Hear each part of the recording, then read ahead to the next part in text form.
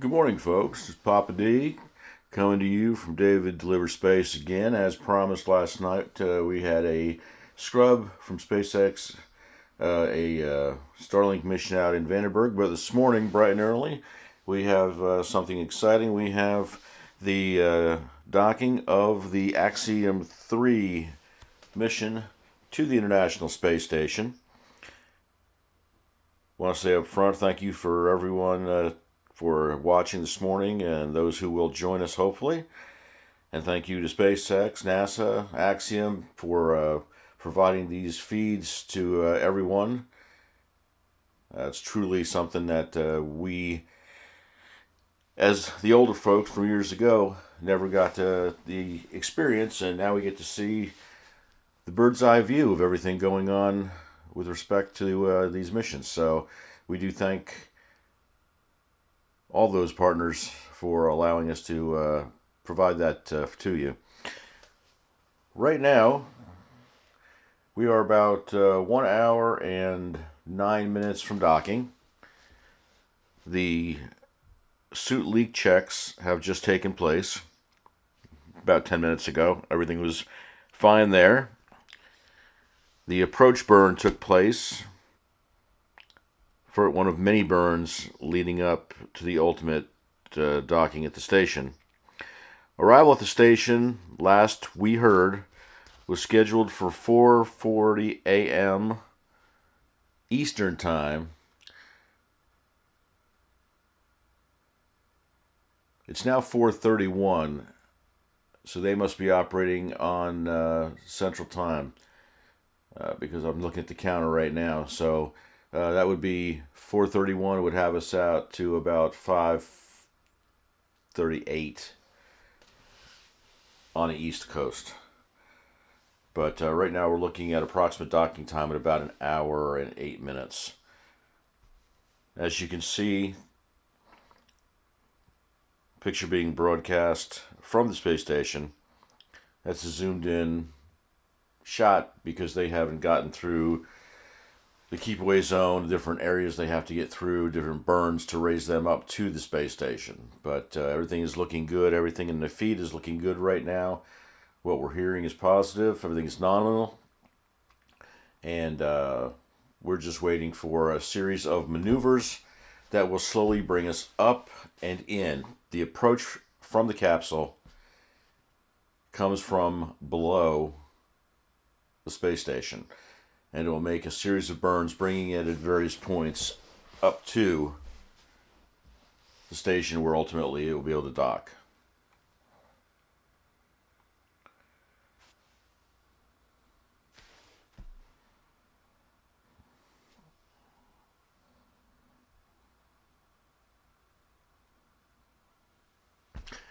And again, good morning from Papa D. Appreciate you coming in.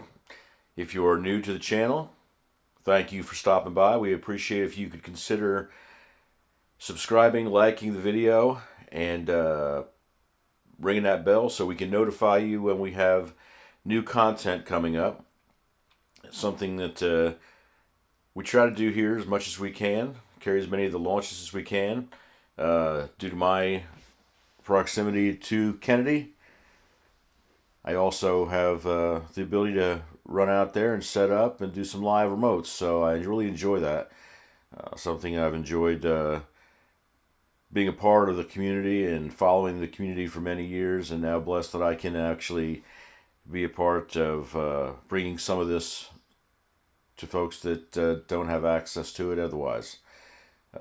I would say if you have ever a chance to come to Central Florida and you can visit the Kennedy area, the experience of a launch is amazing. I've gone to quite a few.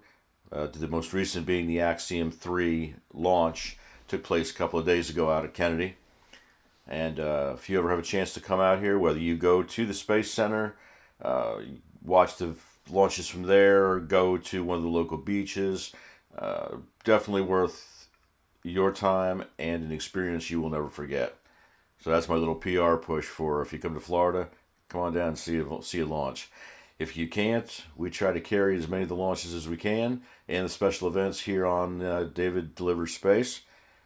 and this is a new venture within the last few months. Really enjoying it, really enjoying the people I've met. Looking forward to bringing this, as much of this as possibly can to you.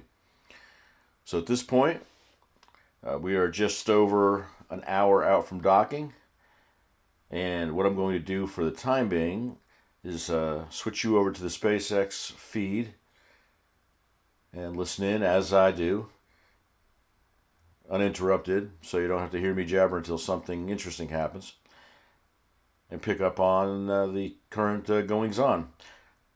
Right now they're just showing some training videos from ESA, so I'll switch you over to that. Enjoy, and I will be back in a little bit. Again, thank you for taking time to come and visit.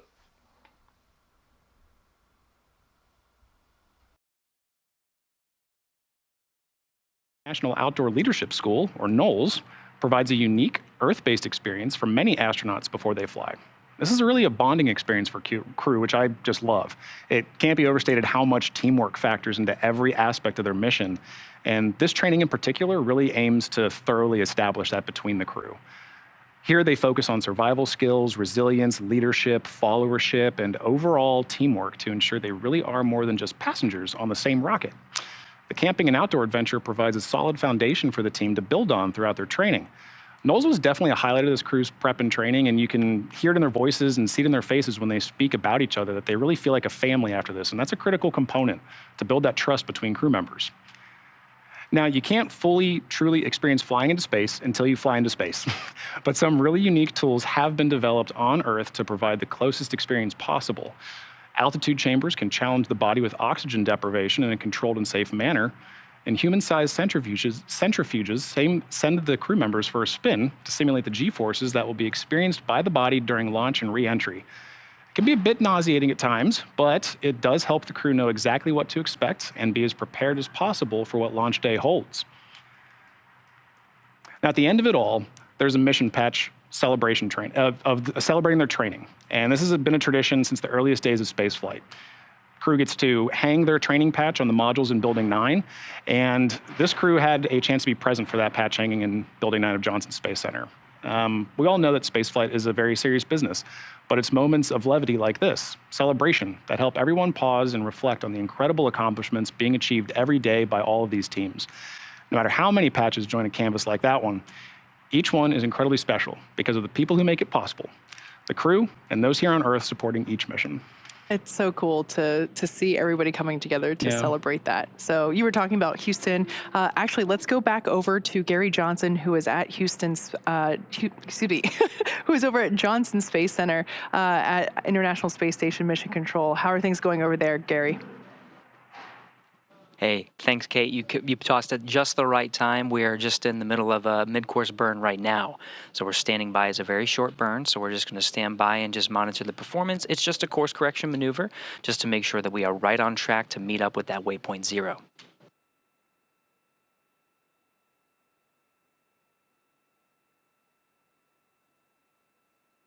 And we're hearing good call-outs. Trajectory has converged onto waypoint 0.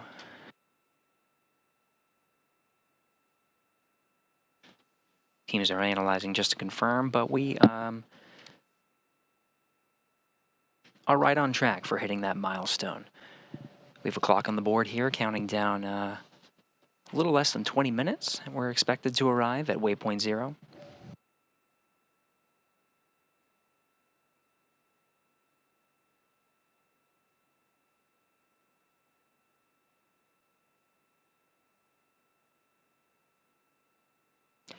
Getting beautiful views of the Dragon capsule. Since we last talked from Houston, we're now more than halfway from our original distance. We checked in last at 4 kilometers. We're now just a little bit more than 1 kilometer away. You're seeing the Dragon making its slow and methodical approach to the International Space Station. Space Station right now is flying SpaceX on the big loop.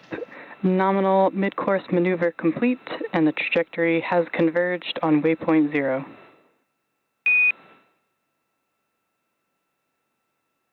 Kelly, thanks.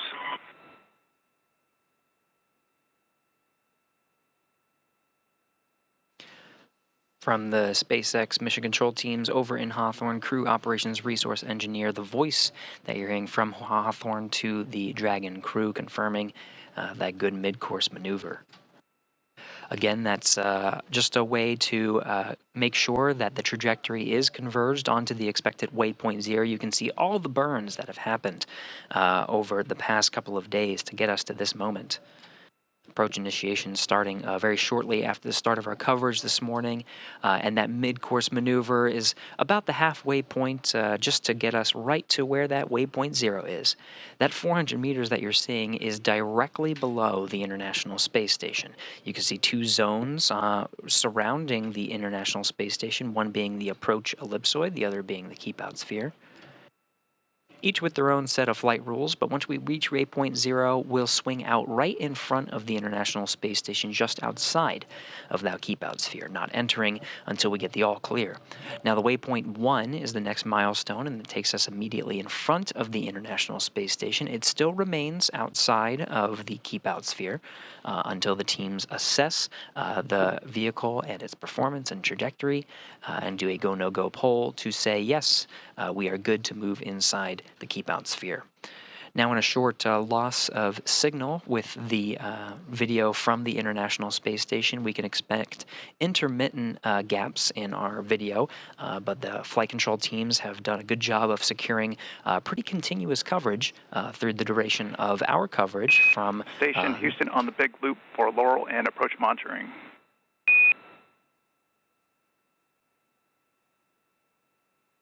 On 2. Dragon range is approximately 1,000 meters. Monitor long-range approach per steps 1 to 4 in 1.102. Dragon approach and retreat monitoring. ISS crew is now primed for vehicle approach monitoring.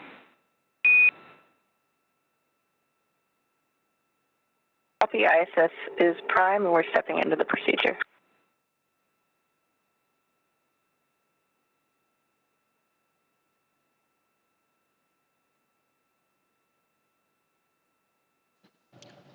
Voice you heard was from here in Mission Control Houston, the flight control room you see on the right of your screen. William Vu, the Capcom here in Houston, and the voice of Mission Control relaying up to the International Space Station teams. It's NASA astronauts Laurel O'Hara and Jasmine Mogbelli that are working to monitor the approach and docking of Dragon today. William being on the far side of your screen. On the very front, you see Flight Director Judd Freeling leading the teams. Expedition 70 are the 7 crew members awaiting the AX-3 crew's arrival to the International Space Station. In the front there, seated. And attitude is as expected. Dragon is facing us. Houston copies. A tally ho from the crew aboard the International Space Station. Laurel O'Hara confirming she has visuals of the Dragon Freedom as it is now inside 1 kilometer from the International Space Station. Flight control teams tracking a good trajectory. That mid-course maneuver put us right where we need to be, on track to converge with waypoint 0 in almost exactly 15 minutes from now. Again, waypoint 0 being 400 meters directly below the station.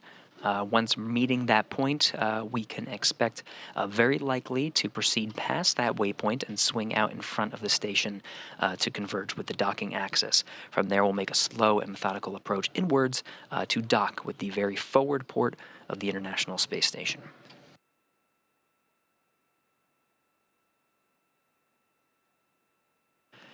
International Space Station and Dragon Freedom are currently flying 264 statute miles over the South Indian Ocean, just east off the coast of Madagascar.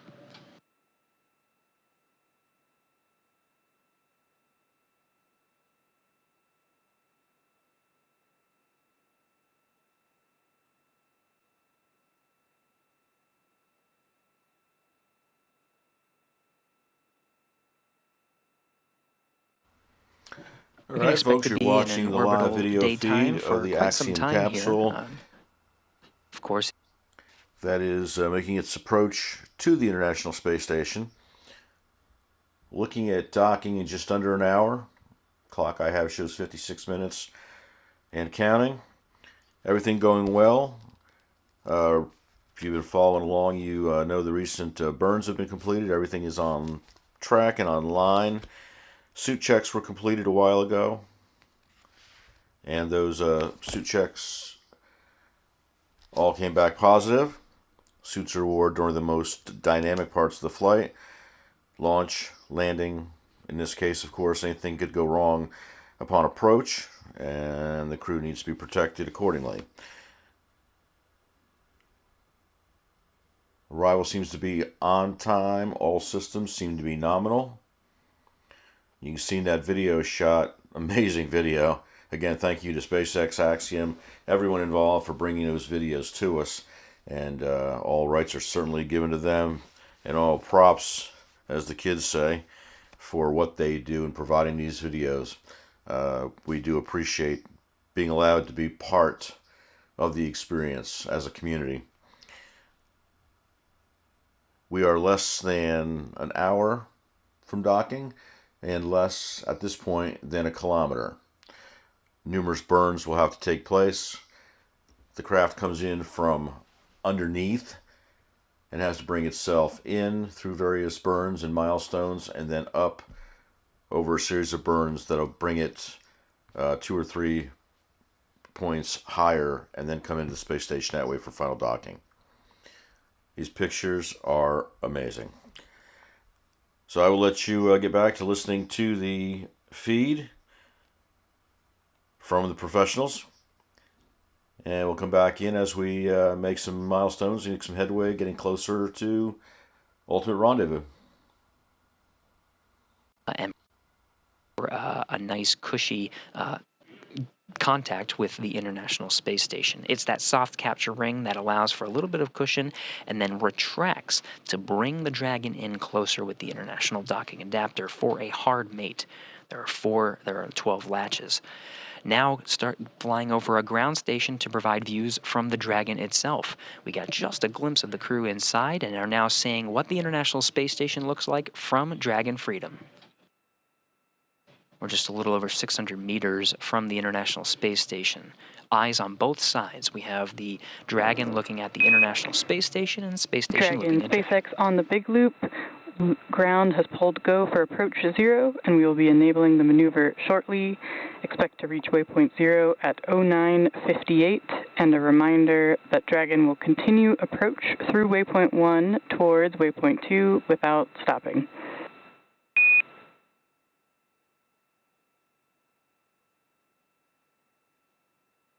SpaceX Freedom, we copy all.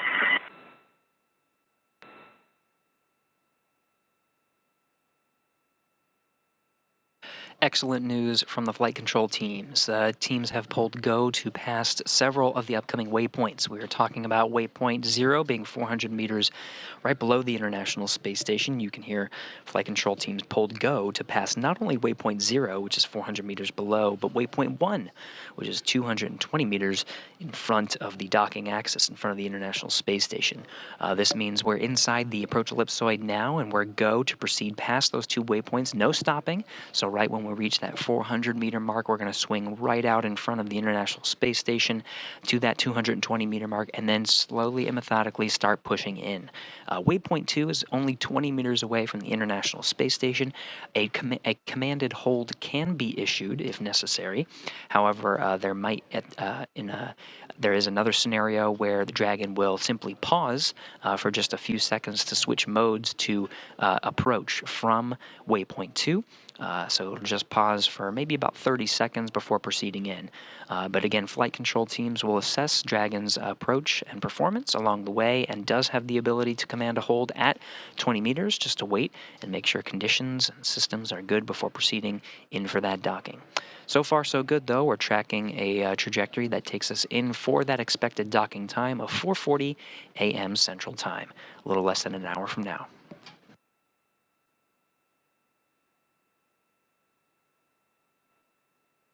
2 waypoints, no stopping. So right when we reach that 400-meter mark, we're going to swing right out in front of the International Space Station to that 220-meter mark, and then slowly and methodically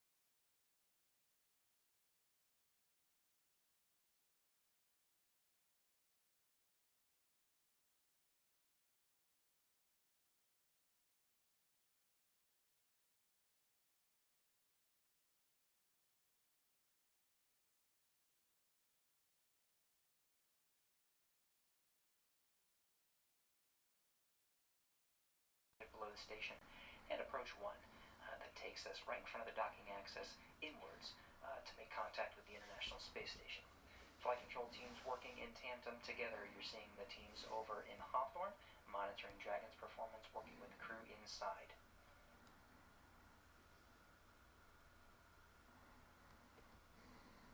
Great views of the International Space Station, only 500... Pushing in.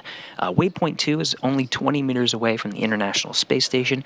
A commanded hold can be issued if necessary. However, there is another scenario where the Dragon will simply pause for just a few seconds to switch modes to approach from Waypoint 2. So it'll just pause for maybe about 30 seconds before proceeding in.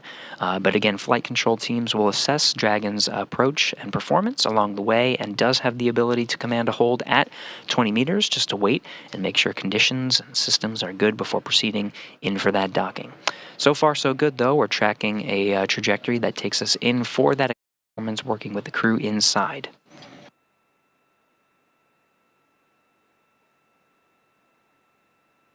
Great views of the International Space Station, only 500 meters away at this point, and you can start seeing the features that make it seem as though the Dragon is right underneath. We're almost there, about 7 minutes away from Waypoint 0. This is about what 500 meters looks like. Right now we're over the North Indian Ocean. We're about to cross the southern border of India here soon.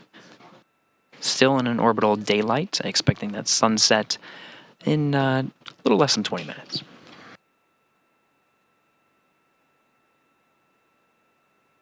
The crew inside Dragon monitoring the performance. You can see in the middle screen there, that point at the very bottom, that's the Dragon spacecraft, and they're trying to meet with that point right below the space station. And you can see what the maneuver is about to do. It's about to swing it right at that point, right in front of the docking axis. The cone you see in the circle in the middle of that screen.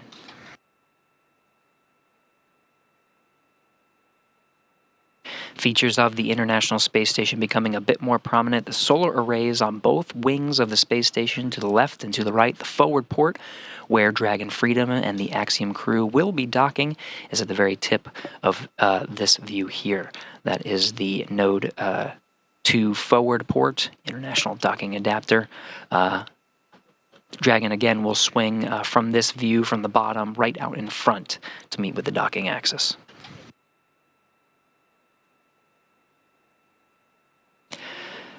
Commander Michael Lopez Alegria on the left of your screen, one of the 4 crew members inside Dragon Freedom, suited up, ready to monitor these operations. Pilot Walter Villaday to the right. Alper Gezerachi is also a mission specialist, as well as Marcus Want. The 4 crew members make up the Axiom Mission 3 crew, headed to the International Space Station for a 14-day stay.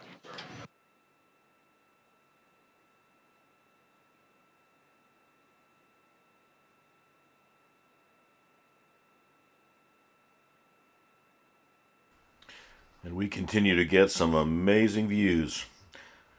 Right there's the space Counting station. Down 5 minutes to Waypoint 0. And as you heard, we're less than... 3:58 is the approximate time of executing that approach maneuver. Again, it's the service section Dracos on the outside of the Dragon spacecraft that will take it, that will be fired and make sure that the Dragon converges to Waypoint 1, again, right in front of the International Space Station. Okay, and we're in the process of awaiting that burn that will bring us to a straight up shot at the station. Everything looking nominal, as you can hear. Less than a half a kilometer, a lot less now. And as they indicated earlier, that's what a half a kilometer from the space station looks like. And you see the docking hub, I believe, right there on the right-hand side of the shot. But everything looking fine. All the burns on time. Burns are resulting in a perfect telemetry. Everything coming in for ultimately the final approach and docking.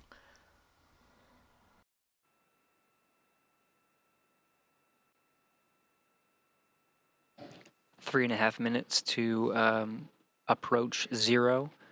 That's the waypoint marker. We're getting views, continuing to get views from the ground stations, providing that video from the Dragon spacecraft, and of course continuing to get great views from the International Space Station. We're now flying over India. Right there you're seeing the southern coast of India.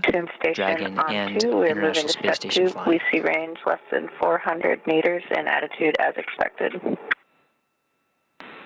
Houston copies.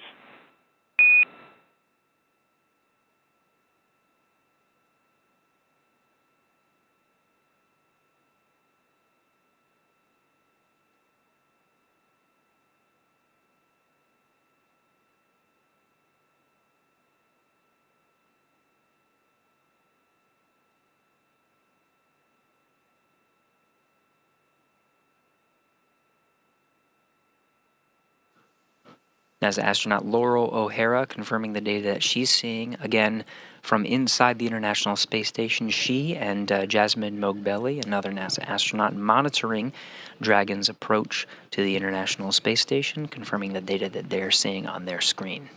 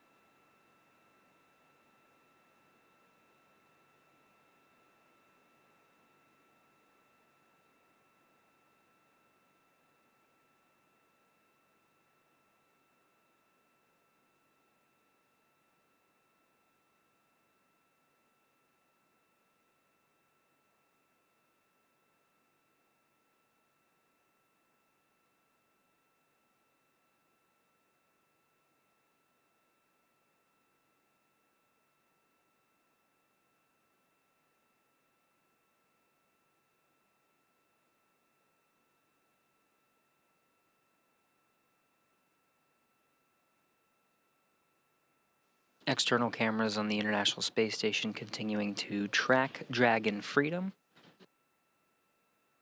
Still getting fantastic views as Dragon and International Space Station are flying over India.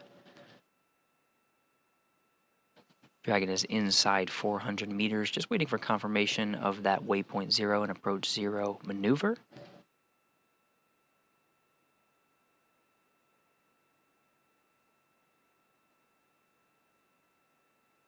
Both vehicles flying at 17,500 miles per hour.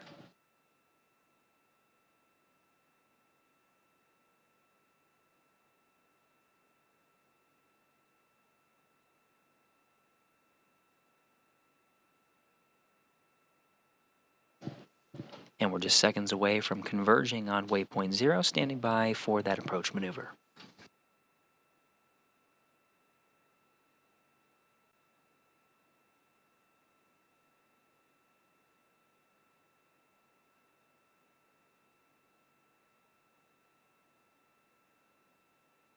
And confirmed, we're in approach 0 now. Service section Dracos are firing, standing by for the performance of that approach maneuver.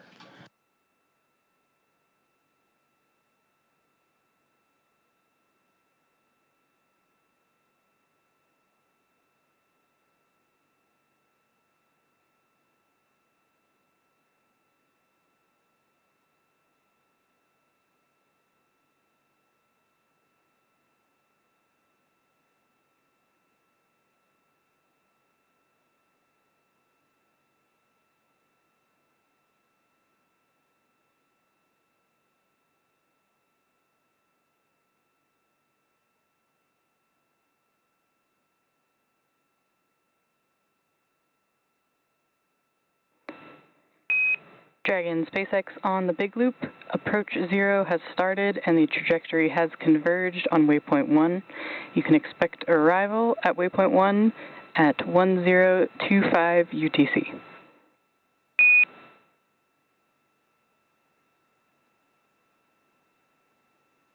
SpaceX Freedom, we copy.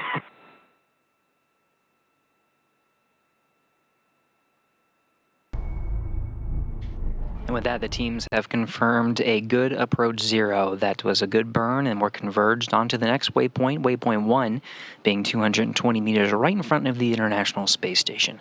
The read from the crew operations resource engineer to the crew aboard Dragon Freedom confirms that we're looking at 4:25 a.m. Central Time for that expected arrival time at waypoint 1.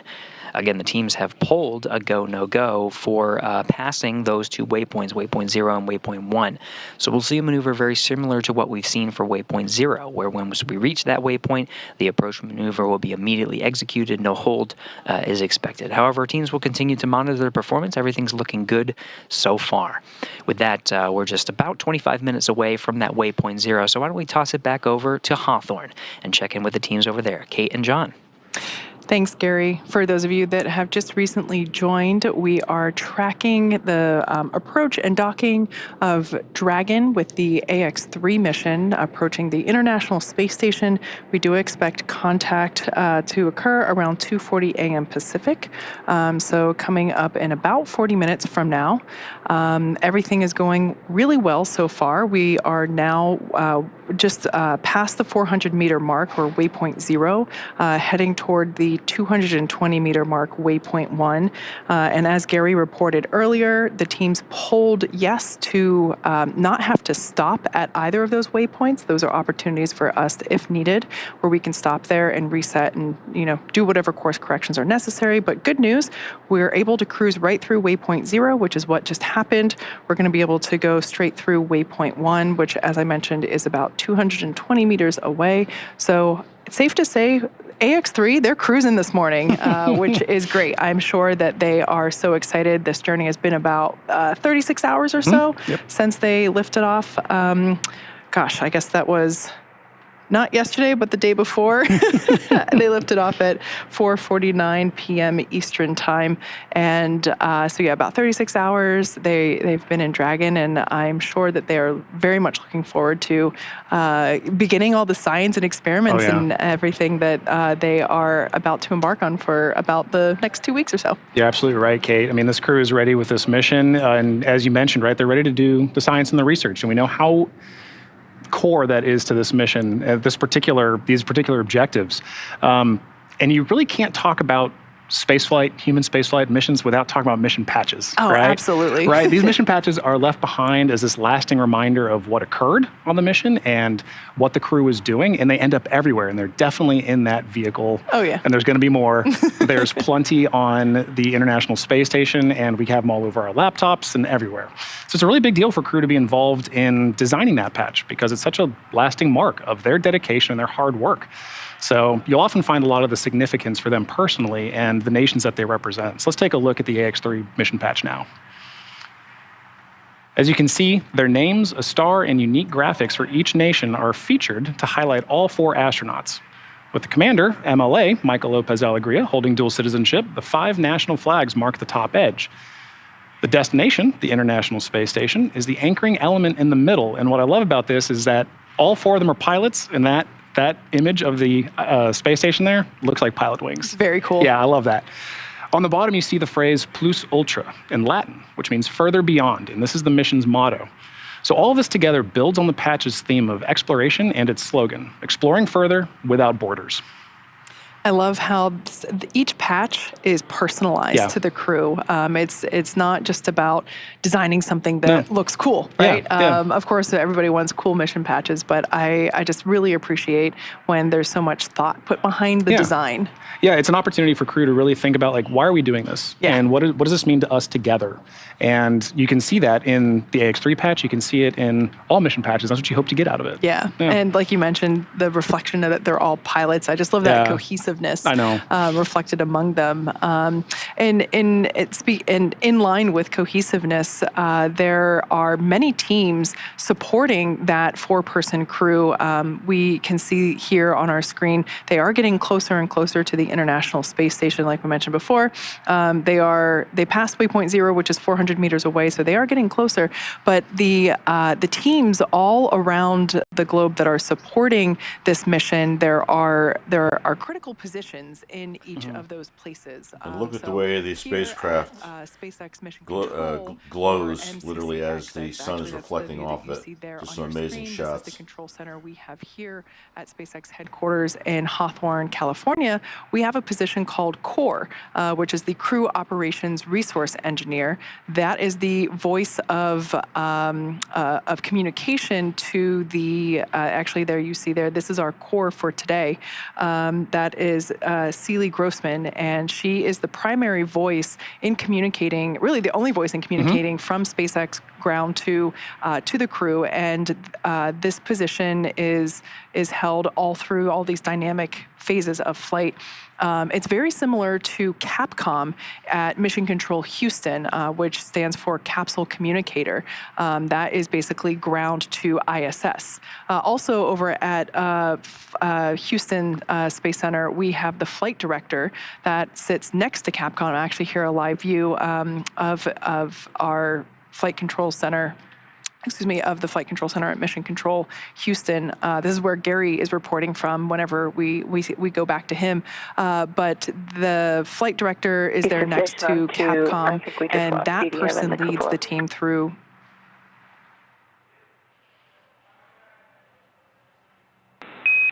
Copy, Laurel. We'd like for you to kill it and restart it.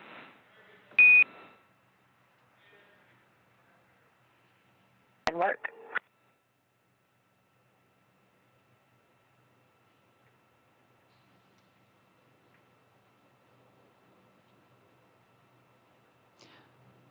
As I was mentioning, next to Capcom is the flight director. That's the individual that leads the team through major milestones. There's also ADCO, that stands for Attitude, Determination, and Control Officer.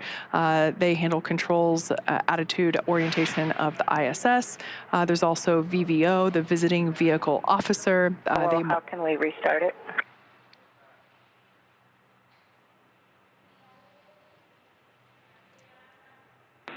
Checking.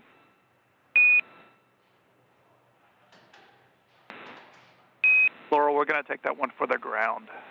So stand by. Sounds as if there's a command that's being taken over from the ground. They did a restart. I didn't catch what it was. They didn't say it, but it looks like there was a command sequence that didn't initiate, and from the sounds of it, they did a restart. That didn't work, so now the SpaceX ground team is going to initiate that. See if we can pick up what that is.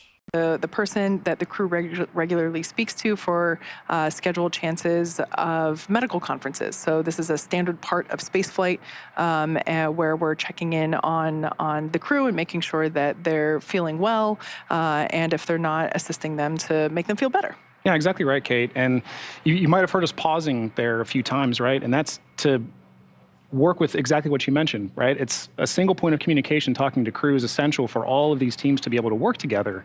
And it's important to have groups like CORE, disciplines like Capcom, to be those single points of voice so that crew and ground teams can work very efficiently together. Without that, it wouldn't be as smooth as it is. And as we know, slow is smooth, smooth is fast. And absolutely. Yeah, we've been, and that's part of what we're looking at today is watching this vehicle approach station. It may seem a little slow at times, but it really is smooth, and that's fast. And in addition to MCCH that you see on the screen, MCCA is Axiom Space's Mission Control Center in Houston, Texas as well. MCCA is officially certified control center, joining the large network of other control centers supporting the ISS from all over the world. From this secure facility, teams have live access to voice, video, and data from the ISS and can work alongside their NASA counterparts and SpaceX counterparts to run on-orbit operations and monitor every aspect of the mission in real time, 24/7, for the duration of the crew's mission. And similar to like what you were mentioning, Kate, of having a single point inside these control rooms for Axiom, for MCCA, that room is led by Axel, or Axiom Operations Lead. And around the room that you see, positioned around Axel, are other supporting flight controller positions, each responsible for different aspects of mission support. For Axiom, that includes research, communications, medical, integration and stowage, and timeline operations. So when you put all this together, this is really a significant step in terms of getting to low Earth orbit and sustaining low Earth orbit because it's the 12th ground segment partner for the ISS program. And with this facility, we're providing our customers and the global community a front row seat to the work being done on station.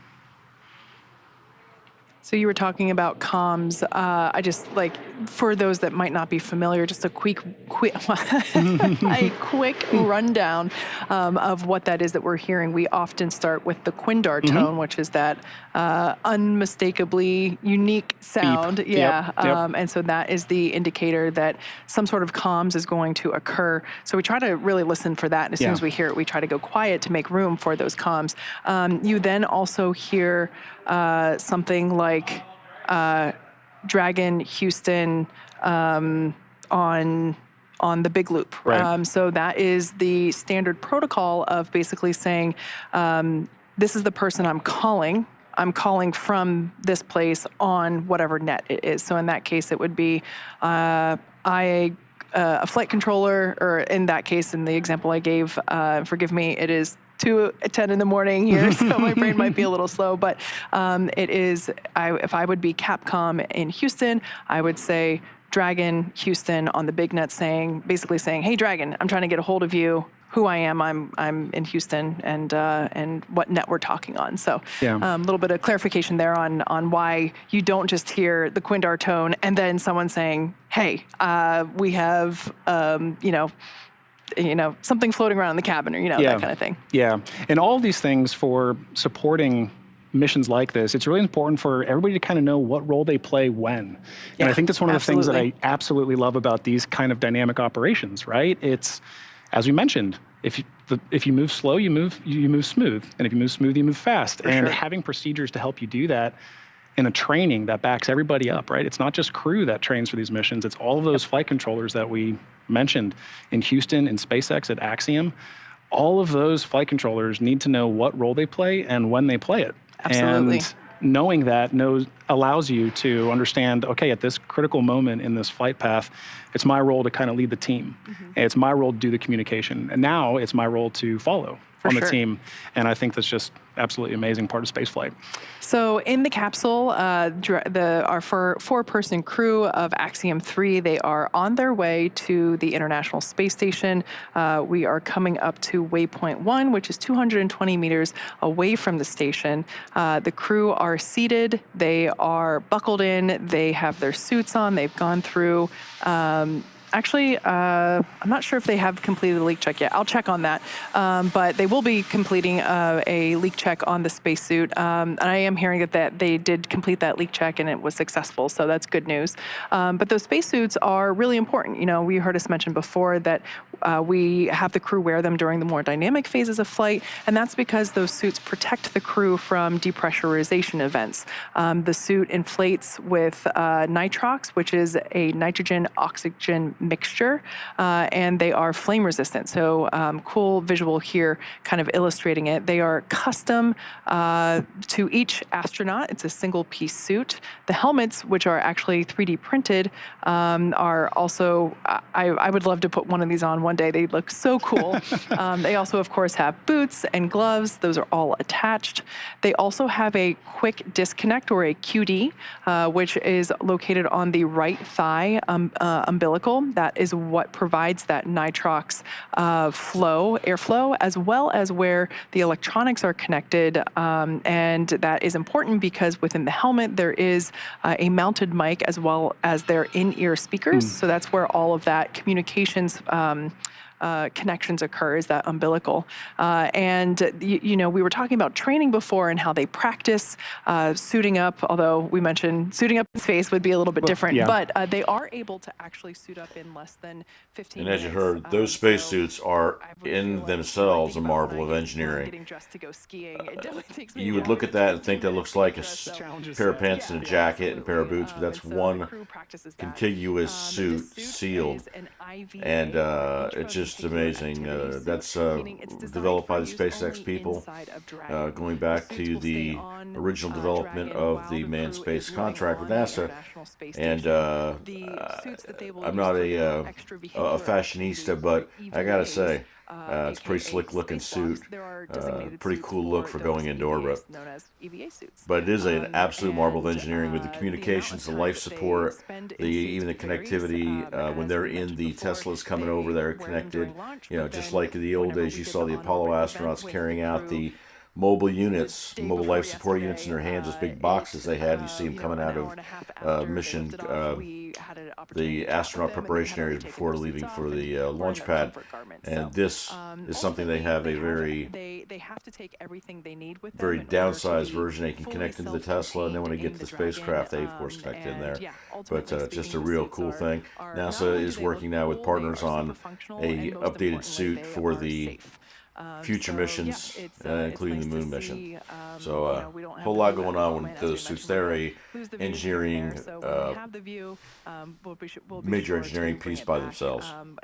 The view of hopefully all four of them seated in their seats, and we'll be able to see those suits in action. So with that being said, let's actually check back in with Gary over in Houston for the latest progress with the approach to the International Space Station. Hey, thank you, Kate. Thank you, John. Yeah, we're monitoring inside 10 minutes from reaching that waypoint 1. Now, the teams in Hawthorne and in Houston are currently talking through some options. We talked about passing that waypoint 1. That's still part of the plan, but right now we're under active discussions to potentially hold outside of the keep-out sphere. Now, that waypoint 1 is 220 meters in front of the docking axis. About 180 meters is right at the cusp of that keep-out sphere. The teams may elect to command a hold right around that area just to assess that everything's in tip-top shape before they proceed. So again, we're tracking inside 10 minutes, about 9 minutes from reaching that waypoint 1. The plan is to execute the approach 1 maneuver. That's just firing the Draco thrusters to proceed into the docking axis, but instead of crossing into the keep-out sphere, we'll go ahead and command a hold at about 180 meters. So we're still following along, still gathering the data. Teams are still discussing, but we are good to proceed past waypoint 1, and we'll continue to discuss.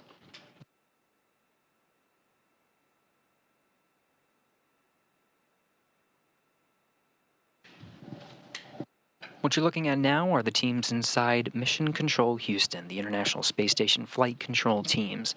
Of course, teams on both on different areas of the United States here in Houston, and of course in Hawthorne, California, the teams here monitoring the International Space Station. All right, folks, as you heard, we're ready to initiate the next burn that'll take us up to the next step in progress moving towards the station, but they're also talking about a hold.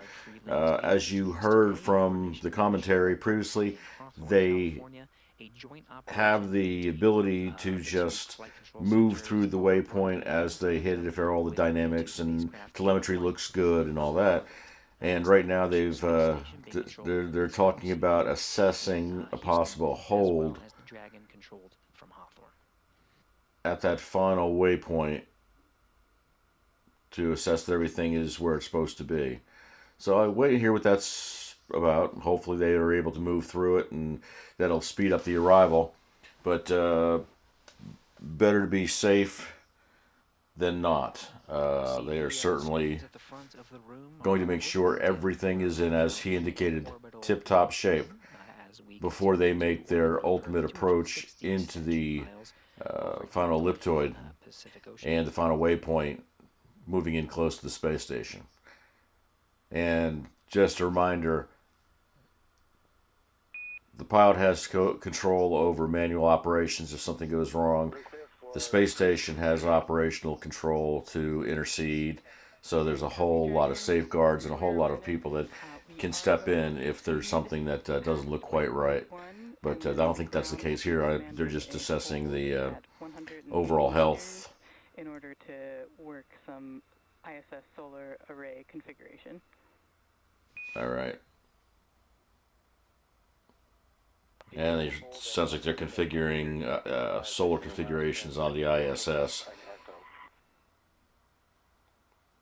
making sure they're in tip-top shape and getting optimal power at the station. So everything's got to be lined up. It's not just the ship coming in and that it's a go, that the ISS is ready to receive them. Everything is in order. So there's a whole lot going on there that they want to make sure is completely lined up before, no pun intended, but lined up before they make that final approach.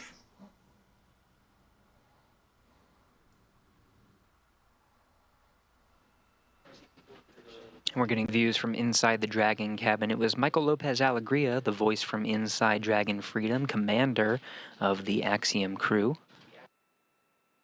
He's confirming what we did report and the flight teams did discuss, proceeding past waypoint 1 and commanding a hold.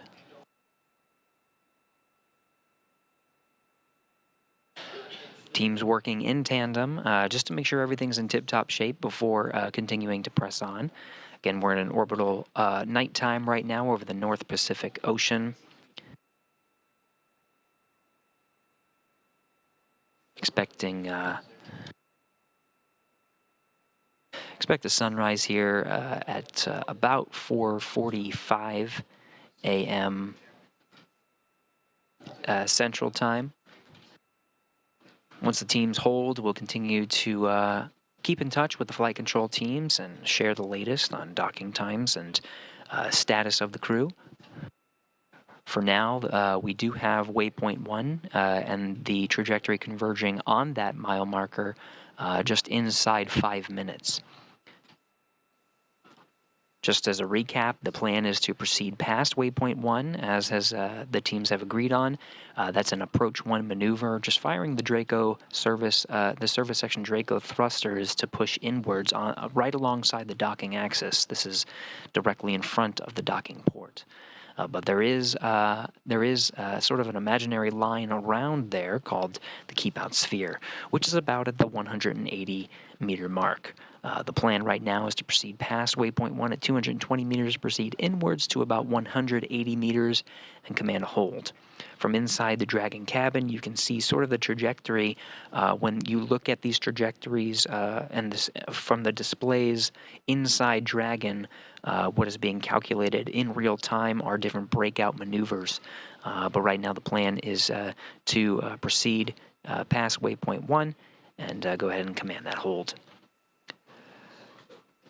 You can sort of see, though it is in a slightly lower resolution, you can sort of see the docking light on the forward end of Dragon. It has this pulsing phenomenon, and as it pulses, is illuminating the International Space Station. What you're seeing is the forward end of the space station. So the docking port is coming into view as we're almost 3 minutes from that docking axis. It's the forward port, but the docking light itself is illuminating the outside of the station as we continue over in an orbital nighttime over the Pacific Ocean.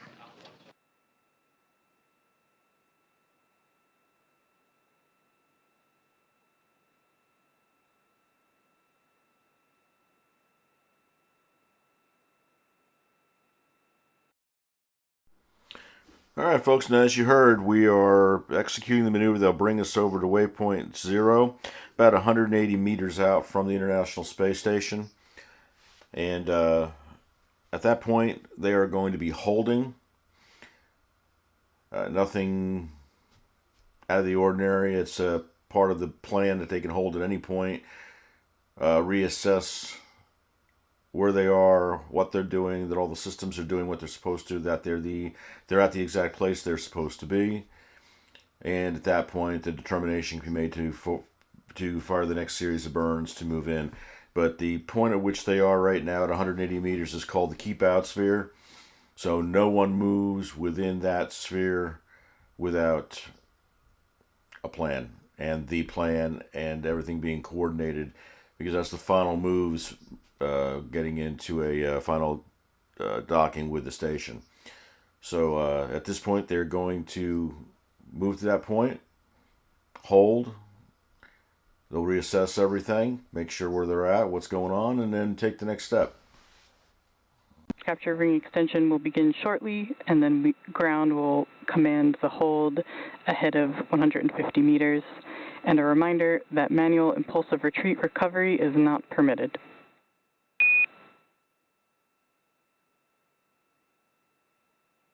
Copy all, SpaceX. Crew Operations Resource Engineer in Hawthorne, California, reiterating the plan to the Axiom crew inside Dragon. Again, we're proceeding past waypoint 1 and holding just outside 180 meters. Right now, the plan is the Spartan is monitoring some temperature fluctuations on the ISS solar arrays. Should just be a couple of minutes. Right now, we're looking at approximately 10 to 15, though we'll monitor real time and provide data as we get more from the teams and they provide their assessment, just to make sure that everything's in tip-top shape, like we have been reporting, to go ahead and proceed into the keep out sphere. But the teams are just looking for just a little bit more time to gather that data before giving the all clear to proceed inwards. Again, towards waypoint 2 is the next milestone, holding at just outside 180 meters. Once they proceed in, the next milestone will be waypoint 2. Teams will conduct a go, no-go poll on whether to go ahead and hold or proceed inwards again. We'll check in and continue to check in with the teams to monitor Dragon's progress for docking later this morning.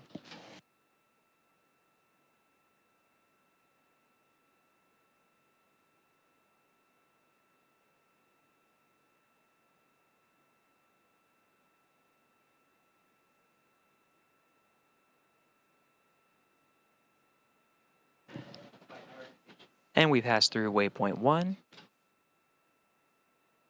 holding for confirmation of that approach 1 performance.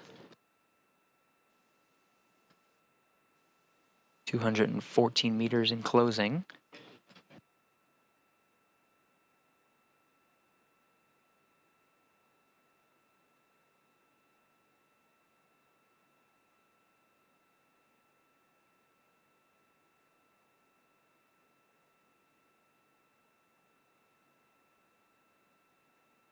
Houston Station, we see vehicle mode approach to align point moving to step 3. Houston copies.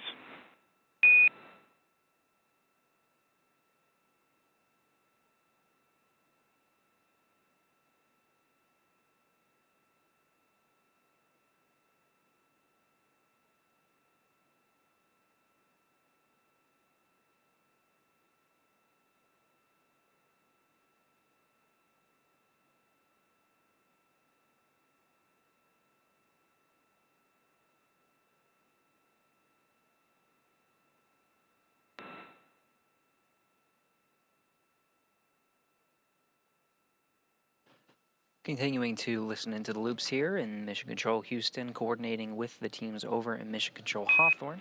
Dragon SpaceX on the big loop. The solar array configuration has been completed, so we will be proceeding with approach 1 and no hold. Houston copies, no hold.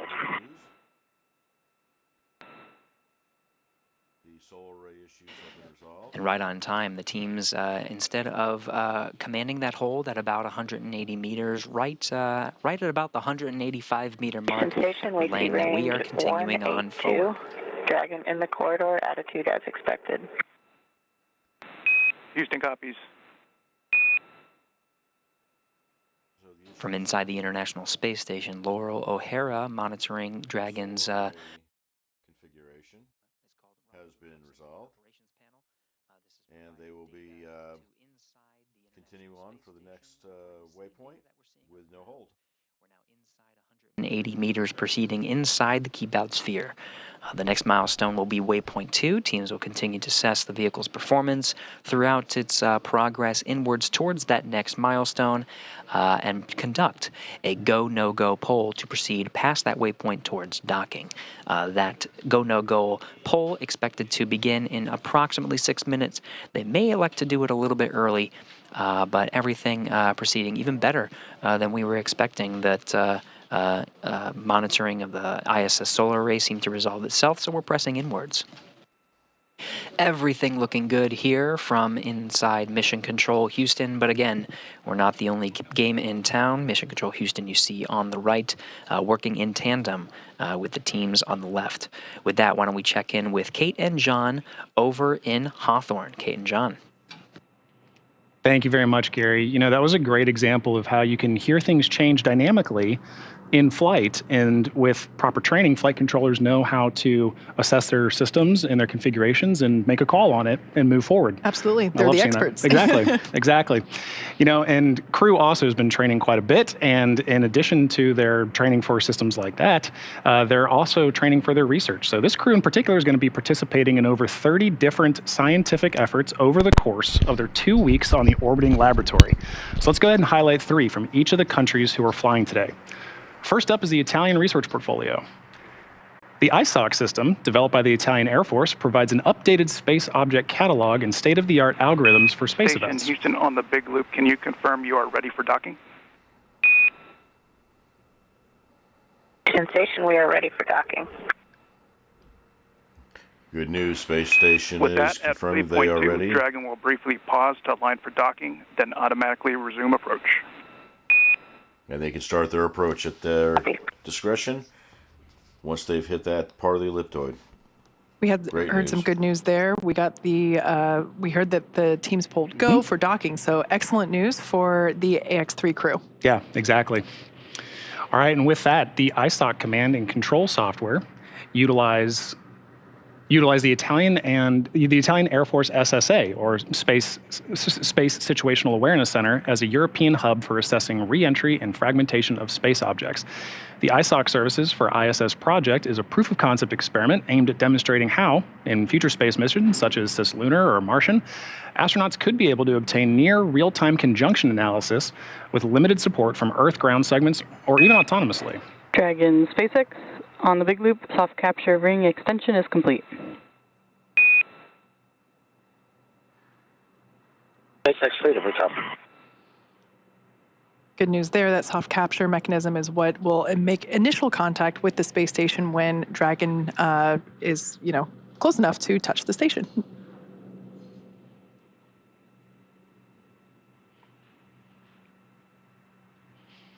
And the Turkish Space Agency also has a broad range of scientific efforts for this mission, starting with Uzman. Algae have many properties that make them ideal organisms to support humans during long-duration spaceflight missions. Not only could they serve as a nutritional source, included in astronaut menus, algae could also remove carbon dioxide and produce oxygen for spacecraft environmental control systems, help regulate spacecraft temperatures, recycle certain wastes, and even act as a source of fuel.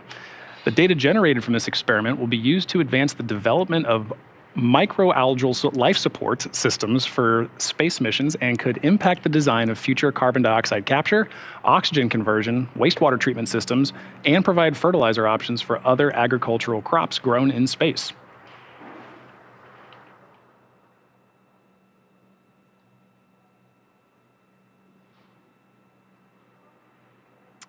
And also highlighting the scientific efforts from ESA and the Swedish Space Agency, let's start with MEMO-BC. This experiment aims to determine the direct and delayed post-flight effects on the neural stem cells, after long-term microgravity exposure, and investigate if the delayed effects are the result of genetic changes emerging during microgravity, or to be secreted components in the medium during flight. Dragon Freedom SpaceX on the Big Loop. Please confirm that you are ready for final approach and visors are down. MCCX and Houston have pulled go for docking. All right, folks, as you can hear, they are pulling now for final approach. The soft capture ring has been extended, and what that will do, that's the initial contact point between the station and the capsule.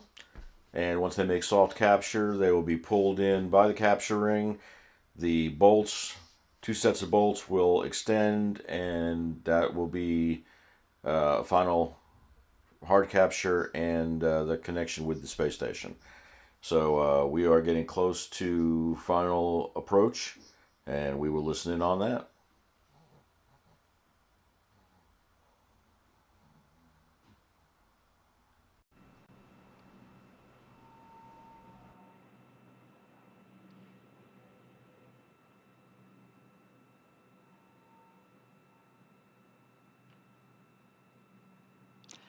All right, so there on your screen, on the right-hand side of your screen, is our Crew Operations and Resource Engineer, or SpaceX Core. For tonight, that is Seeley Grossman. We heard great news being given to the AX-3 crew. Their visors are now down, and the teams in Houston are ready for them to begin docking. So things are starting to get very exciting. This is basically what everything has been leading to for the last 36 hours. So we're very excited for the AX-3 crew to get closer and closer to what will be their home for up to the next 14 days. With that, let's go back over to Gary Jordan, who is at Johnson Space Center and tracking the final movements of Dragon Freedom. Thank you, Kate. Right on time. We're about 2 minutes away from Waypoint 2's arrival. The teams here in Mission Control Houston have worked in tandem with the teams over in Hawthorne. Both teams have pulled go to proceed past Waypoint 2 for docking. Now in this scenario, instead of a commanded hold at the Waypoint 2 marker, which is 20 meters away from the International Space Station, the Dragon will make a brief pause at that Waypoint 2 mark, again 20 meters, only for a short couple of seconds, just to reconfigure its software to change for docking mode. So it'll pause there for just a brief couple of seconds and then proceed inwards for docking. That is coming up very shortly. We're just about 40 meters away from the International Space Station now and closing. It's an orbital nighttime, so we're only going to see the navigation lights and docking light blinking once we get views from the International Space Station. Teams here in Mission Control Houston monitoring from the perspective of the International Space Station and the joint operations with the teams over in Hawthorne.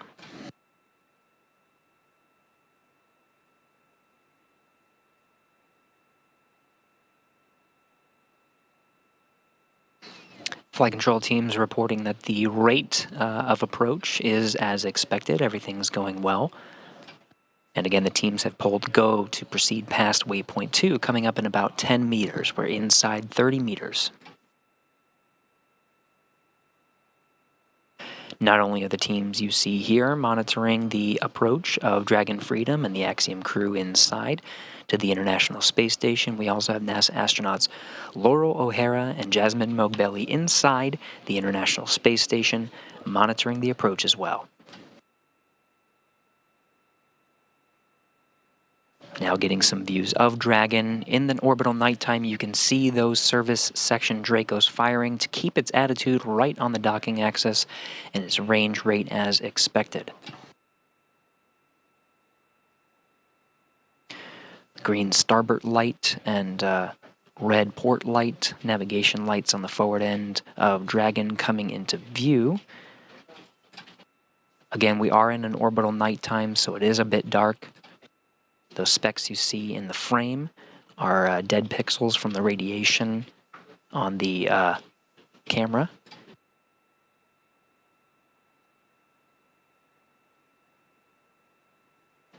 Confirmed Waypoint 2 arrival. Dragon is now pausing and reconfiguring for its approach to the docking port. Okay, folks, that's good news. We're at Waypoint 2. From this point on, final approach will be a straight shot into the docking ring.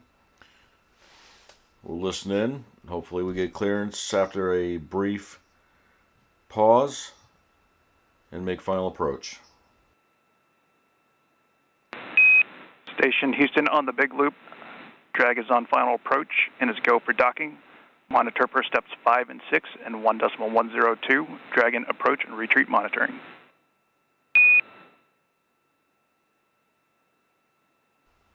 And there was final approval for final approach, so they will Copies. configure. We see vehicle mode approach to docking, port range decreasing. We copy. And we should be about 20 meters or so Waypoint out. 2 pause is over, and we're proceeding with final approach, now inside 18 meters from the International Space Station. Copy. Laurel O'Hara, NASA astronaut in the International Space Station, monitoring the approach. as the vehicle is just 15 meters away from the International Space Station where she resides, seeing the range rate, the rate of approach to dock with the International Space Station being as expected inside 15 meters and closing.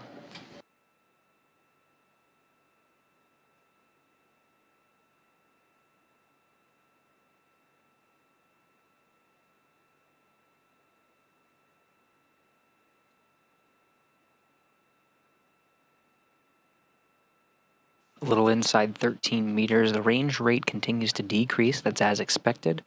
Flight controllers are estimating just inside 3 minutes from contact with the International Space Station.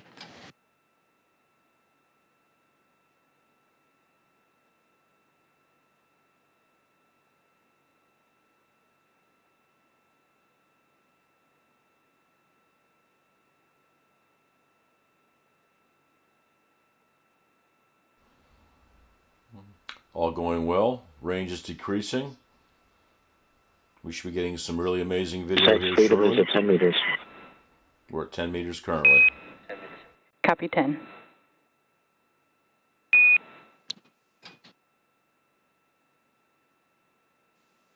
Dragon Commander Michael Lopez Alegria confirming inside at 10 meters.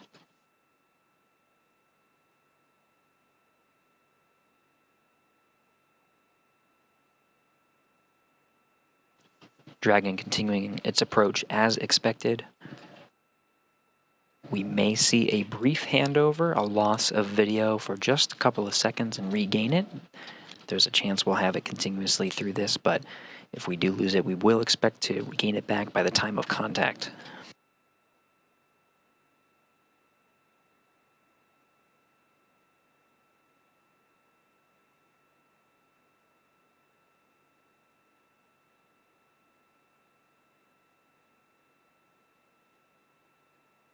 Meters. Copy 5 meters. Inside 5 meters at the 2 meter mark, we may hear the call out chop, crew hands off procedure. At that point, the crew cannot command an abort. Everything looking good though. Inside 4 meters.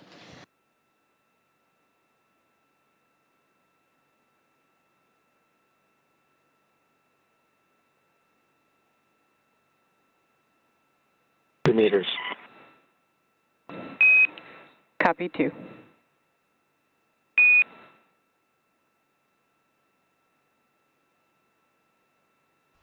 And there was that expected drop off. They should get video back shortly. I believe that's a handoff. Loss of signal as expected.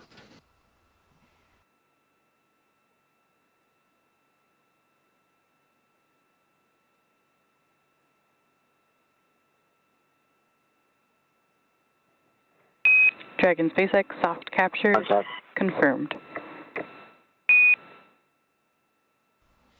And it looks like we do have a soft capture by the International Space Station docking hub. Unfortunately, there was a handoff on the video, so we didn't get a chance to see that. But we'll be getting hopefully some good video here shortly. You heard that call out from the Crew Operations Resource Engineer in Hawthorne, California, 4:42 a.m. Central Time. Dragon Freedom has made contact and soft capture with the International Space Station as the two were flying together 262 statute miles over the South Pacific Ocean. Ring retraction in progress.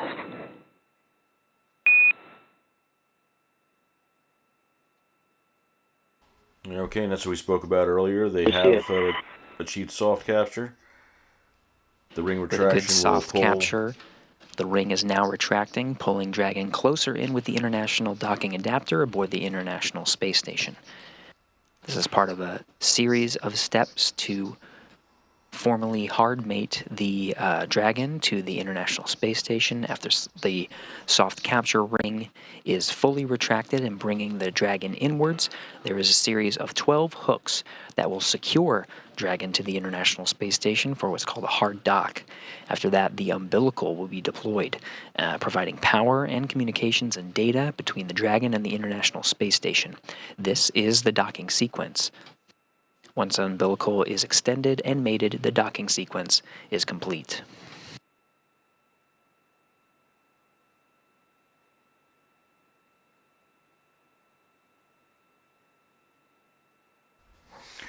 All right, so we're in the process of having the spacecraft pulled in closer.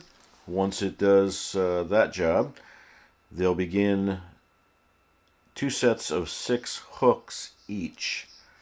Again, that soft capture time where Dragon made contact, and a soft capture with the International Space Station, 4:42 a.m. Central Time. Station and Dragon were 262 statute miles over the South Pacific Ocean. Okay, and each of those sets of 6 hooks will complete the hard mate between Freedom and the International Space Station. At that point, they will move and hook up the umbilical. That'll be deployed. That'll connect. Ring retraction proceeding as expected, getting views from one of the cameras on the Japanese exposed facility on the forward end of the space station, seeing the starboard side of the Dragon. And those umbilicals will provide power as we continue to monitor the progress of this ring retraction, arrival. now getting some sun illuminating the nadir or Earth-facing side, and now the whole thing of Dragon Freedom. And there are some beautiful pictures. Sun is rising over the South Pacific Ocean as Dragon and International Space Station continue to fly on a southeastern trajectory. And that is the mating adapter. They've moved in, and we're in the process of waiting for confirmation of the initial set of hooks that will hard mate the Flight controllers monitoring the ISS. ring retraction and the alignment with the international docking adapter to proceed with driving those hooks. They'll be driven in 2 sets, gangs of 6, total of 12 hooks. They'll be driven again 6 at a time. The rated hook indicators are starting to form green, showing some good alignment, still tracking.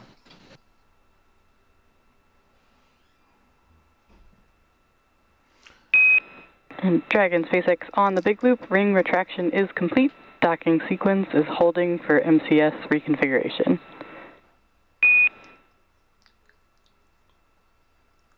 SpaceX Freedom, we have.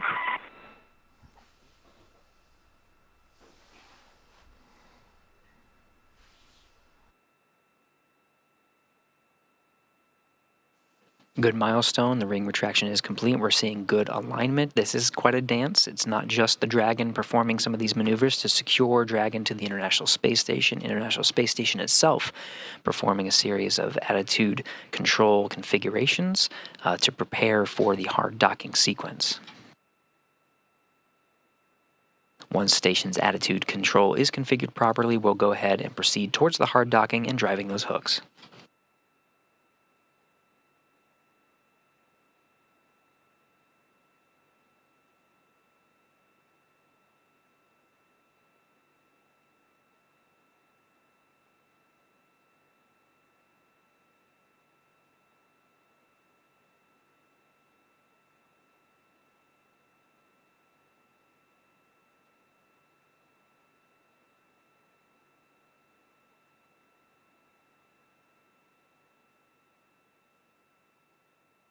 The teams you see here in Houston on the right and Hawthorne, California on the left work together to bring Dragon to the International Space Station. We're still going through the docking sequence to formally mate the Dragon with the International Space Station. Seeing good alignment with that ring retraction and looking forward to proceeding to that hard dock and driving those hooks. Again, 4:42 a.m. Central Time was when we made contact and soft capture with the International Space Station.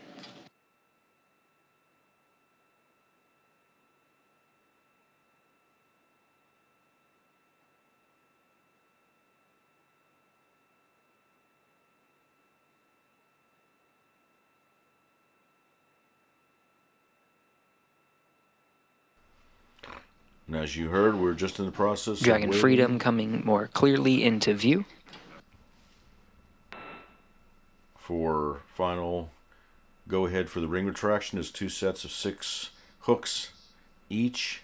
Will then Station Houston on the big loop, MCS configured, proceeding with hook driving. And there you go, that's the call.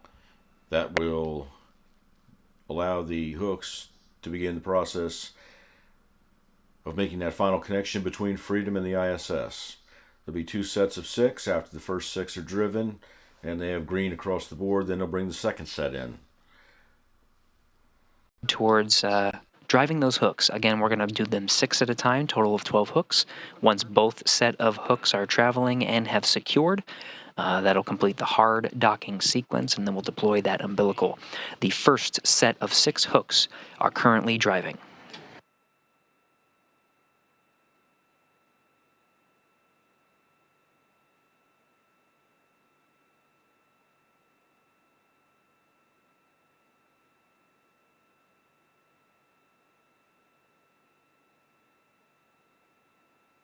We can expect the hooks to drive about 2 minutes apart from one another.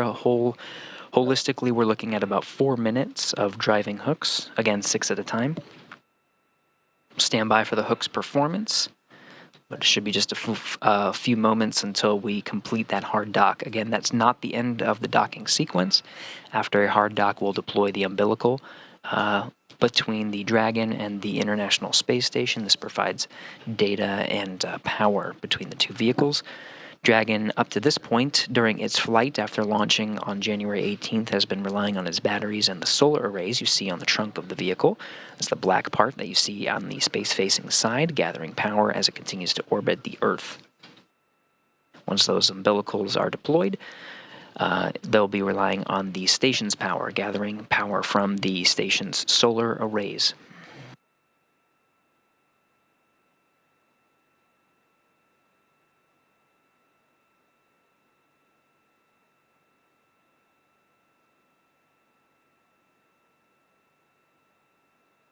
Hooks continuing to drive, seeing a good seal on the International Docking Adapter interface. Again, those first set of hooks are continuing to drive.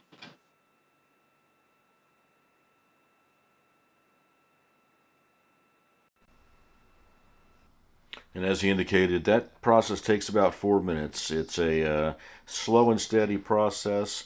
Each of those hooks have to move into the exact right configuration, creating the exact right seal. And once all that happens on the first 6, the second 6 will initiate. And once that is complete and green, we will have good hard dock. The communications and electrical umbilical will then make its connection between Freedom and the ISS. And at that point, we will have a complete dock. Into the International Space Station. One more step after that, deploying that umbilical.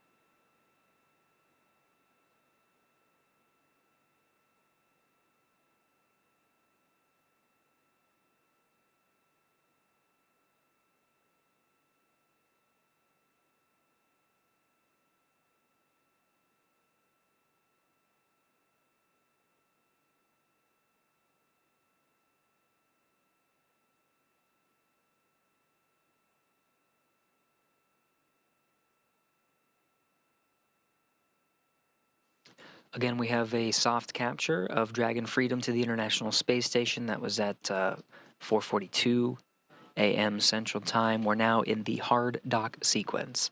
12 hooks are used to secure Dragon. The first set of hooks have driven, Dragon, and we just heard that second hook. Hard capture is complete.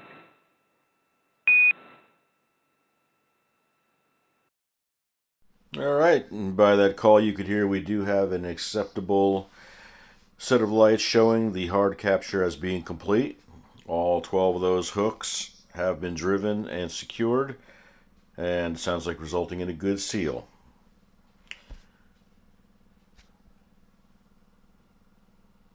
Dragon for a hard dock to the International Space Station. One more step to complete the docking sequence, deploying that umbilical.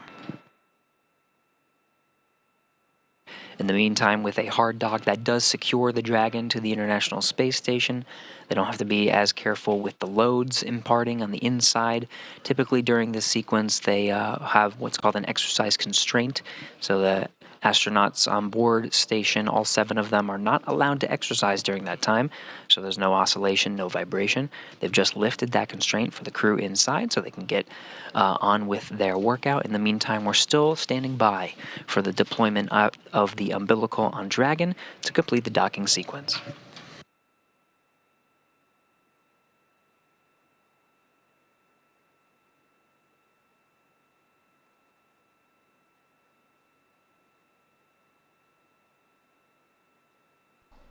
And again, we are just awaiting confirmation of the umbilical deployment and connect. Restraints on the ISS crew have been lifted. Houston Station on 2, we are stepping out of Dragon approach monitoring.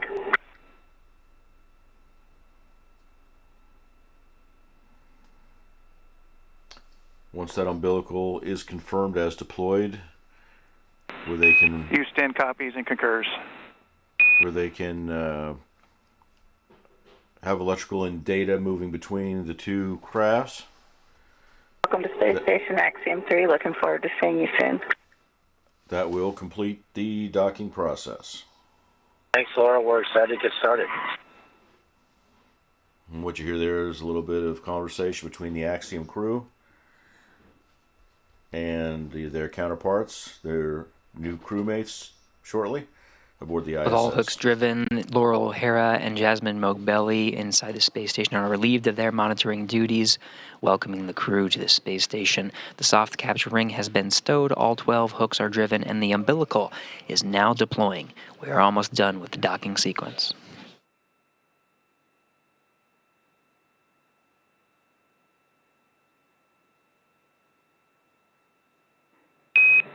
And Dragon Freedom, this is SpaceX. Docking sequence is complete, and the ground will be enabling hardline power and comm connections shortly. You are go to doff your suits per procedure 4.012, and we'll go ahead and make sure cameras are external.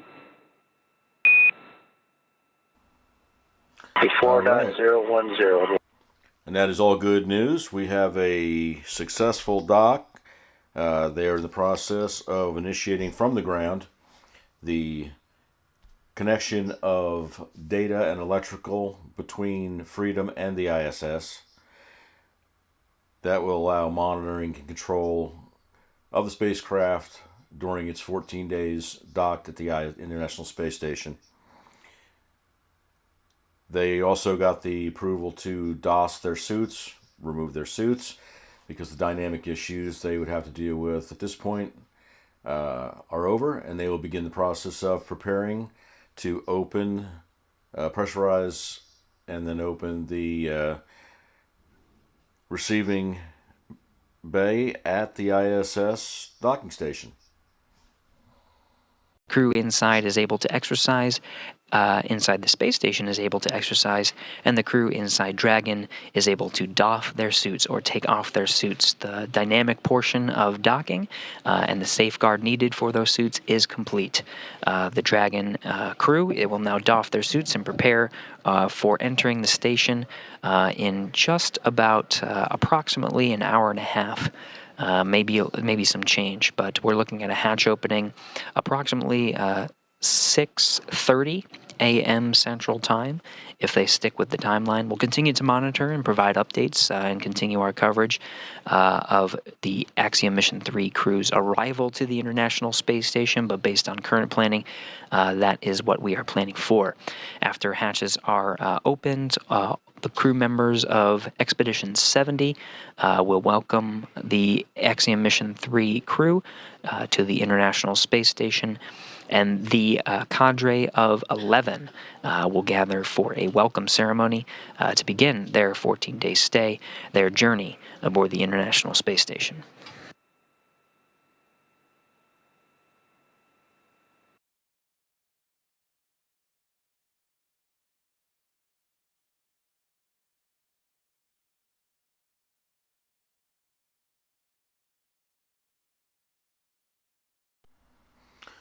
All right, folks. Well, with that, we're going to end this stream. Again, I want to thank, as I always do, NASA, SpaceX, Axiom for putting out such an amazing set of video feeds for us to be able to access. Very appreciative of that and being able to share that with you all out there.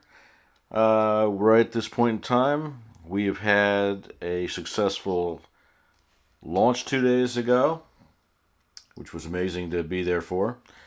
We've had very successful trip to, arrival at, and docking with the International Space Station by the Freedom. We are at this point just awaiting for basically their arrival at the station. Once they get their configuration, get their suits off, get everything ready, get the docking hub pressurized, get the doors open, and they expect that they'll be coming in to the space station about 6:30 or so for the arrival ceremony. So everything's gone well. Astronauts are safe and have had a great trip. I can only imagine an amazing ride. But at this point in time, thank you to all my subscribers. Thank you for anyone that has come by or that comes by to watch the replay. If you could subscribe, like the videos, I always let everyone know that assists us in getting further out there, getting a further reach in the YouTube community, and allows us to grow a little bit, doing what I love to do here. So, with that said, y'all have a great day, and I will probably post a further video regarding the ceremony when the astronauts ingress to the station. That'll be later on this morning or this afternoon. Happy Saturday. Thanks for stopping by. Look forward to seeing you on the next launch.